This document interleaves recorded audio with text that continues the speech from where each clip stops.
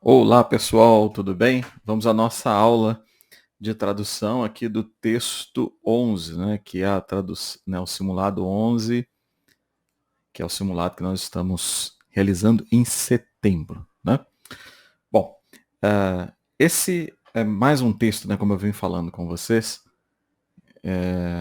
que eu estou priorizando textos onde eu consigo encontrar a tradução disponível, tá? Tanto do inglês para o português, quanto do português para o inglês. O que eu acho fundamental nessa abordagem é a gente ter um contato com o ponto de vista do profissional. Mas é legal ter essa abordagem, esse ponto de vista e utilizar isso como uma referência para as nossas traduções, né? Então vamos lá. Tem um outro elemento novo aqui, que está meio em teste, até gostaria de saber a opinião de vocês depois. Tá? Eu inseri junto com a questão o áudio desse texto aqui. Então nós temos logo abaixo da questão, enfim, aqui no nosso site, né? Você tem aqui o texto, a questão, onde você envia a resposta para correção no Classroom. Aí aqui você vai ter, né, a tradução, né, o documento em PDF, a folha de resposta e tem aqui também agora você vai encontrar o MP3. Então sempre que esse MP3 aqui estiver disponível, tá, eu vou recortar o áudio e inserir aqui para vocês.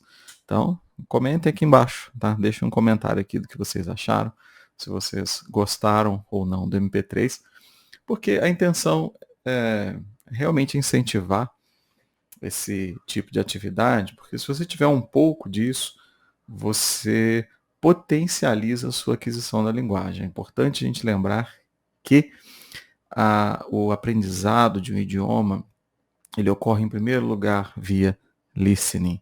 Então, é como se você trabalha somente lendo. Lendo é muito bom, é super eficiente. É também um dos passive skills, mas ouvir, né, é o natural de aquisição de um idioma. Então, quando você passa a ler acompanhado de áudio, isso é fundamental. E um texto como esse, né, esse aqui você tem disponível lá no LibriVox, vou mostrar o áudio aqui, você consegue seguir isso com poucos minutos por dia e sempre ter uma rotina. E no projeto Gutenberg, no LibriVox, você tem não somente textos em inglês, mas também textos em espanhol e francês. Então vale a pena, cria um pouquinho uma rotina, 10, 15 minutos de cada um, tentar transformar isso inclusive numa atividade como se fosse uma atividade de lazer, né? Você ter essa rotina, tá? Vamos lá, é bem curtinho aqui o áudio. Deixa eu executar o áudio aqui do texto. A cold rain began to fall, and the blurred street lamps looked ghastly in the dripping mist. The public houses were just closing, and dim men and women were clustering in broken groups round their doors. From some of the bars came the sound of horrible laughter. In others, drunkards brawled and screamed. Ok, pessoal, muito bacana, né? Então, assim, eu gostaria de deixar isso como recomendação, né? E eu vou inserir isso aqui no na nossa plataforma como estímulo, né? Tá? Então, sempre que possível, eu vou trazer o áudio, inserir na nossa plataforma como estímulo, né? Lembrando, tocando no assunto de que vocês podem sim fazer isso, tá? E se por acaso, né, eu vejo questionamentos, não tem listening no CACD, não precisa. Sim, realmente você não tem listening. Mas é importante você entender que o listening é parte do input, daquilo que você absorve do idioma. Então, vamos manter o ritmo de áudio, de listening, né, que pode ser um pouquinho, uma dose ali pequena todos os dias, vai fazer um grande diferencial na aquisição da linguagem. Ok? Bom, então vamos lá. Então, primeira coisa aqui desse texto, né, nós vimos o áudio, já chamei a atenção aqui para a questão do áudio, né, comentei também a tradução, então não é uma tradução minha, ela está aqui na íntegra, como foi feito aqui, né, pelo livro em português. Então aqui você tem a referência, né, da tradução, da editora, né, publicação. Tá? Então vamos ver como ficou aqui, quais foram as opções, não é? do profissional. Então vamos lá, a primeira aqui, né? A cold rain began to fall and the blurred street lamps looked ghastly in the dripping mist. Então, vamos lá, a cold rain, aqui ficou bem literal, né? Então, dá para você traduzir simplesmente invertendo ali, né? Adjetivo, substantivo. Mas vamos lá. Began to fall. Aqui, iniciamos pelo verbo, começou a cair, uma chuva gelada. Então aqui, cold rain, chuva gelada. E se eu utilizar fria, ficaria bom? Ficaria também, tá? Acho que pode ser, passaria bem na tradução, tá? Então começou a cair, é só uma inversão, não tem problema, tá? Uma questão ali do estilo, da escrita, você pode fazer, você não precisa sentir que está preso à ordem do original, tá? Então pode ser feito. Então ali a cold rain. Aqui, olha, cold rain, artigo indefinido, só muda aqui a ordem, adjetivo, substantivo, né?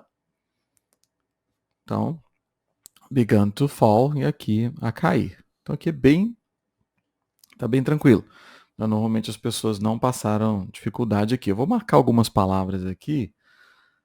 Acho que você pode ir tomando nota também, né? Recomendo que você faça isso, né? Ao longo dos seus estudos, para adquirir esse vocabulário, porque tem coisa aqui que é recorrente, realmente pode cair de novo. Tá? Aqui, olha, esse aqui é um ponto interessante. And the blurred street lamps looked ghastly in the dripping mist. Blurred. Porque blurred é aquilo que está ali embaçado, turvo, né? Então, assim, tem que tomar cuidado na hora de passar isso para o português, né? Porque a imagem pode estar turva, né? Mas a luz ali, né? O que ele quer se referir é aquela luz fraca, né? Então, eu acho que aqui a ideia do pálido, né? Para se referir a essa luz fraquinha ali das luminárias ali, né? Como ele colocou aqui, os candeeiros, né? Ficou com um vocabulário muito bacana, né?